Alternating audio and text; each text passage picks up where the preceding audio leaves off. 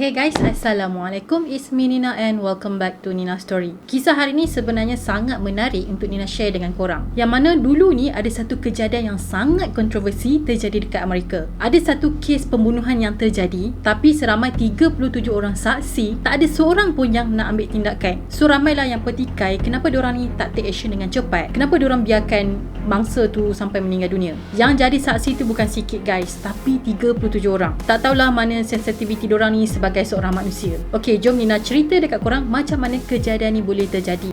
Korang ingat tak tentang game Life Makeover yang Nina cakap baru-baru ni? Sebenarnya Nina ada berita gembira untuk korang. Game Life Makeover sekarang ni dah boleh main dekat Malaysia dan Singapura bermula 28 Julai, lagi awal daripada pemain-pemain seluruh dunia. Sekarang ni dah 8 juta pemain dah pre-register game ni tau. So korang dah download ke belum? Yang best tentang game ni, kita boleh makeover kita punya karakter ikut cita rasa kita. Kita boleh pilih nak warna kulit gelap ataupun cerah, saiz mata, style rambut dan juga makeup. Yang paling Nina suka tu ada beribu pakaian yang kita boleh pilih. Semuanya cantik-cantik guys, memang rambang mata sangat. Yang best tu, jenis kain dia pun kita boleh pilih nak macam mana. So Nina akan tunjuk dekat korang betapa bestnya main game ni. I'm so excited. Sekarang ni Nina akan customize Nina punya karakter. Okay, Nina akan pilih hairstyle dia dulu.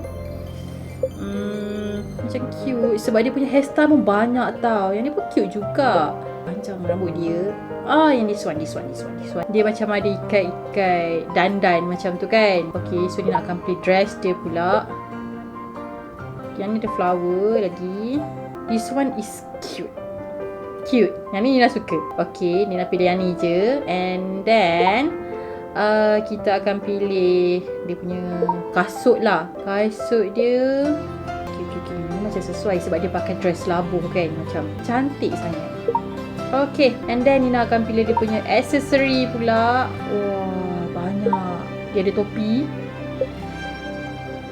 Cantik. Macam princess. Okay, Nina pilih yang rompo-rompo gitu. Okay. So, kita akan pilih lagi dia punya subang. Okay, yang ni cantik. Alright. So, Nina zoom sikit. Cantik sangat. Okay, kita akan pilih lagi dia punya bag dekat belakang dia. Wah, ada wing, ada tail dan juga bag. Jadi kalau ada wing macam mana, kita tengok belakang dia macam mana. Macam fairy tale. Memang cantik sangat. Alright. Okay, Nina akan pilih ni. Okay, yang ni kita boleh pilih sama ada nak. Yang ni memang ikut cita rasa kita. Kita nak yang macam mana. Jadi ya, this is my final look. Korang boleh tengok dengan makeup dia nampak real. Lepas tu aksesori dia memang kita boleh customize ikut cita rasa kita. Bukan tu je, kita boleh beli rumah idaman, hias rumah dan juga bela kucing. Dah macam real life dah. Jadi tak payah tunggu lama lagi, korang download je game ni sekarang. Cara dia mudah je, korang just klik je link dekat bawah ni, okay? So without wasting any time, let's get started.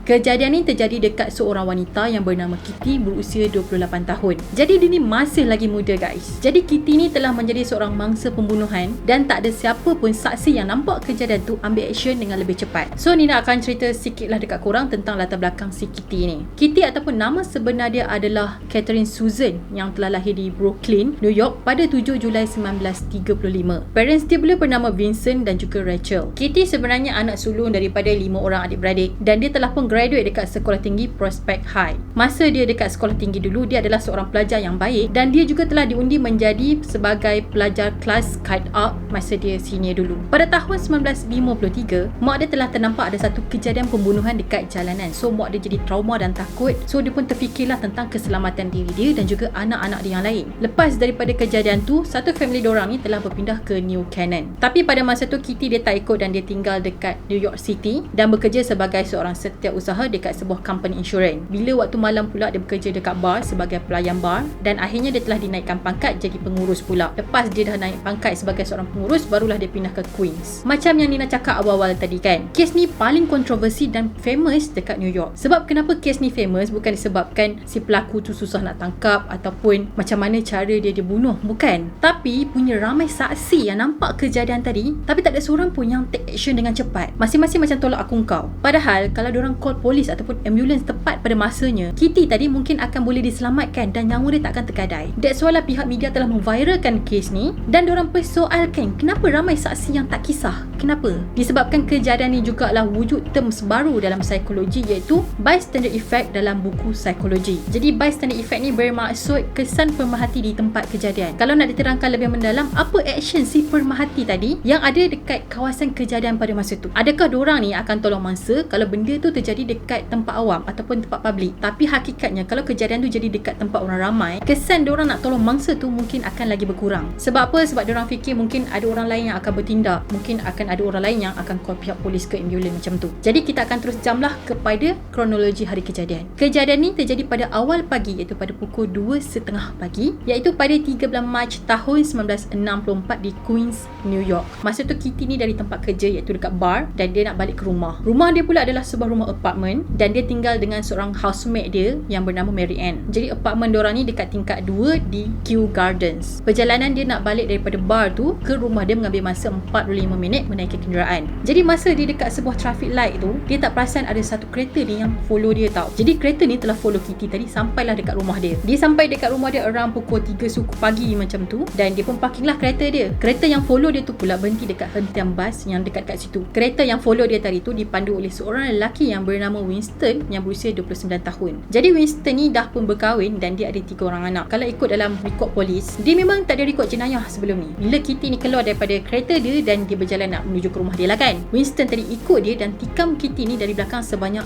2 kali. Masa Kitty kena tikam, dia pun jerit lah minta tolong, help me, help me. Dan dia berlari menuju ke rumah dia yang berada dekat tingkat 2. Masa dia jerit tu, adalah beberapa orang jiran dia yang terdengar jeritan dia. Salah seorang jiran dia yang bernama Robert keluar dan terus jerit dekat Winston tadi. Dia kata, hey, jangan kacau perempuan tu. Tapi dia tak turun lah nak selamatkan Kitty yang tengah berdarah pada masa tu ke. Tak ada, dia tak buat pun. Jadi si Winston ni bila dia dah kena jerit macam tu, dia pun larilah. Dan Kitty pula pada masa tu tengah merangkak-rangkak seorang diri nak ke pintu rumah dia. Jiran dia ignore dia guys. Dan pada masa ni lah si Winston tadi telah patah balik dan dia tikam Kitty berkali-kali, rogol dan rompak Kitty. Lepas tu dilarikan diri dia. Sampai macam tu sekali lah Kitty ni kena, tapi tak ada satu bantuan pun yang datang pada masa tu. Ambulans hanya sampai pada pukul 4.15 pagi, iaitu hampir sejam selepas kejadian tadi. Dikatakan semasa kejadian tu terjadi, ambil masa setengah jam jugalah. And then Winston tu berjaya melarikan diri dan pukul 4 suku macam tu barulah ambulans datang. Tapi pada masa tu Kitty ni dah tak bernyawa lagi guys dan dia tak dapat diselamatkan. Menurut cerita, polis hanya dapat call daripada saksi pada pukul 4 pagi. Ada saksi yang kata diorang ni cuba juga call polis tapi diorang punya panggilan tu tak diutamakan. Ada saksi lain pula yang kata diorang dah call tapi diorang tak explain dekat polis yang kejadian tu sangat serius. Mungkin diorang just cakap,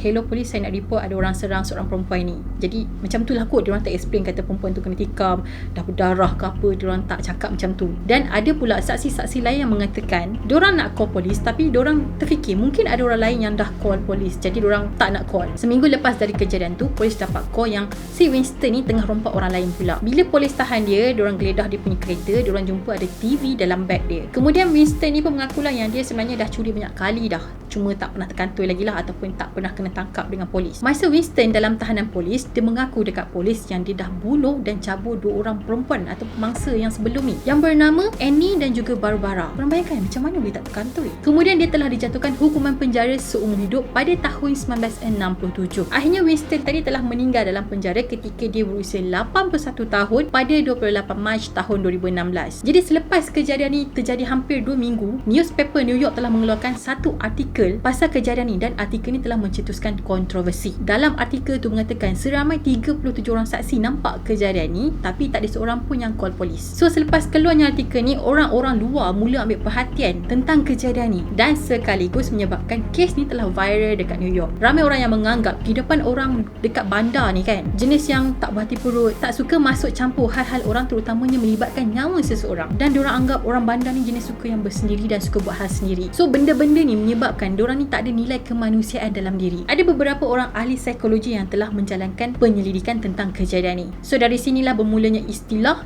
the bystander effect. Ada salah seorang saksi kejadian tu kata dia buka radio kuat-kuat sebab dia tak nak dengar suara jeritan Kitty. Ada lagi saksi yang bernama Carl Rose yang nampak kejadian ni juga tau. Dia pun ceritalah, dia kata masa tu dia dengar ada bunyi bising dekat luar, so dia pun buka pintu rumah dia dan dia ternampak Kitty ni terbaring dekat jalan nak menuju ke rumah dia dalam keadaan yang berdarah. Lepas tu dia tutup pintu, dia tanya tanya kawan dia, kita ni nak buat apa sekarang ni? Tapi kawan dia kata, dah, kau jangan masuk campur. Lepas tu si Ros ni keluar melalui tingkap dan pergi ke rumah jiran dia yang bernama Sophie. Itu pun selepas Sophie ni panggil dia untuk datang. Sebab apa? Korang tahu tak? Sebab Sophie ni kata dia tak nak call polis sebab dia tak nak terlibat dalam kejadian ni. Esok pagi tu dalam pukul 7 pagi ada seorang polis lah yang datang ke rumah Kitty untuk soal siasat Mary Ann, iaitu housemate kepada Kitty. Tapi masa tu Mary Ann ni nampak macam agak mabuk sikit. Sebabnya si Ros tadi tu telah bagi kat dia arak dan dia juga cakap dekat polis yang dia nampak Kitty tu terbaring dekat tangga nak pergi ke rumah dia. Lepas tu Ros ni kena tangkap sebab dia telah dituduh mengganggu siasatan dan berkelakuan tak senonoh. Kemudian kes ni telah dimasukkan ke dalam semua buku teks psikologi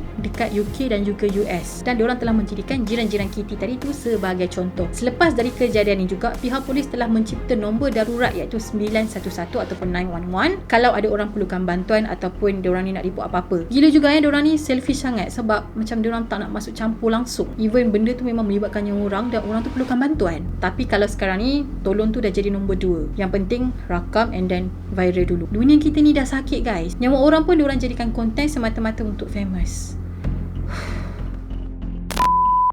Alright guys, itu sajalah perkongsian Nina untuk hari ni. Nina harap dengan cerita pada kali ni kita jadi seorang yang lagi berperi kemanusiaan. Kalau orang tu dalam kesusahan, kita call polis ke apa ke, kita take action. Bukan kita tolak aku engkau. Oh, mungkin ada orang dah call, mungkin orang ni dah telefon ambulans ke apa. Tak. Kalau kita nampak, kalau boleh kita call, tak kisahlah dah ada orang call ke apa, tapi kita make sure kita tolong orang dulu. Jangan ambil phone record and then viralkan, lepas tu esok lusa barulah polis take action. Sebab benda tu baru viral. Dan si pemviral tu yang record tu tak buat report polis ke apa, dia tak take action tapi dia pergi post dekat social media. Dan itulah yang terjadi pada masa sekarang ni. Tapi kalau nak record untuk dijadikan bukti, tak ada masalah tau. Tapi kalau record untuk post dekat social media, nak cloud apa semua tu adalah satu perbuatan yang sangatlah salah. Dan Nina harap semua penonton Nina pada hari ni kita boleh berfikir secara rasional dan bertindak sebagai seorang manusia. Alright, kalau korang suka dengan video Nina, jangan lupa untuk subscribe, tanda korang support channel ni dan turn on notification supaya korang tak terlepas dengan video-video yang baru, dan follow Nina di Instagram. Kita akan jumpa lagi in next video. Bye bye. Assalamualaikum.